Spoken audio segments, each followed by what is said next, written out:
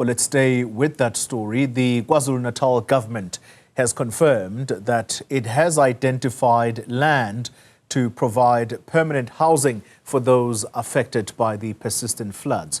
Over 1,000 families are staying in transitional emergency accommodations, including 10 hotels and rented facilities. Now, the KZN Transport and Human Settlements MEC's spokesperson, Ndabezinhle Sibiya, is joining us now to talk to us more about these plans. Mr. Sibiya, good evening to you and thank you very much for your time. Let's begin with the identified land where people will be resettled. Are you able to tell us exactly where that will be? Yeah, no, thank you very much, Toli. And respectfully, let me apologize to you and the viewers for wearing glasses. I've got an eye infection. Well, the MEC has had interactions with key stakeholders, but more importantly, with eThekwini municipality. eThekwini municipality has got what you call a land release strategy. We've got land that belongs to the state, which we have identified. We've got land in Shallcross, we've got land in Hammersdale around the Cattle Ridge, and quite a number of areas here in here in eThekwini.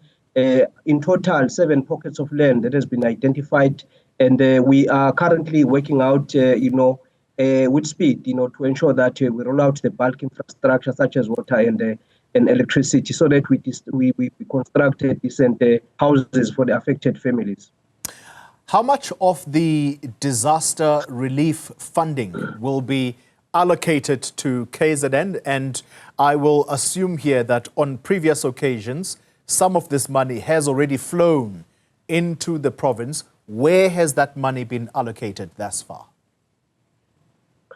Well, we want to, indicate through the MEC for Transport and Human Settlements, that we appreciate the work of the National Minister of Human Settlement, Thembi Kandimeng. She was here a couple of weeks ago following the prolonged rainfall that resulted in flooding in areas such as Gwamakuta, the south of Durban. We went to various parts of KwaZulu-Natal where we have been able to roll out the temporary residential units.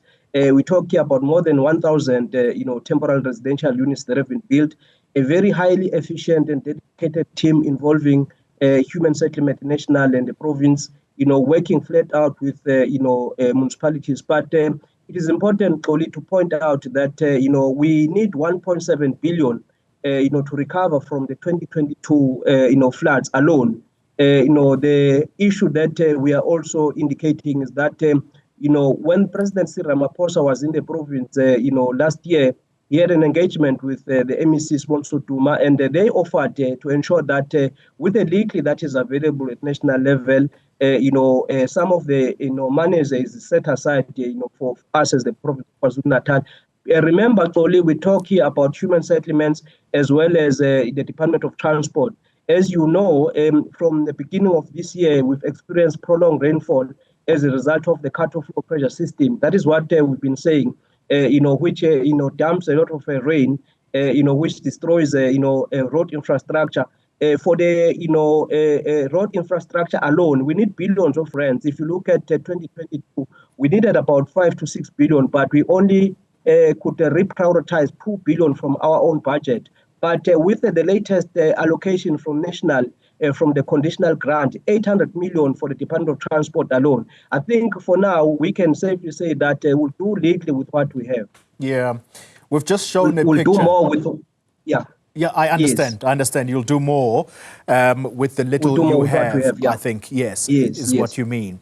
Let's talk about the long-standing infrastructure problems. As I speak to you now, we are showing viewers some of the areas that have been affected by these floods, and oftentimes stormwater drainage systems are what is blamed for water rising above these water systems and therefore affecting the most vulnerable communities year after year. What's being done to fix these long-standing infrastructure issues?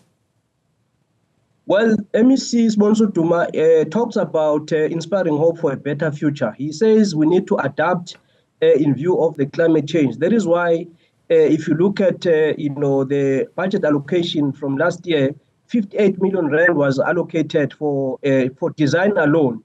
And he has said in order to adapt, we need to look at the culvert drainage system. Normally you have a normal diameter of 750 millimeters to 900 millimeters. But he has said, because of the prolonged rainfall, let's look at having 4,500 or even 5,000 millimeters in terms of the culvert, drainage system, so that those pipes are able to move water.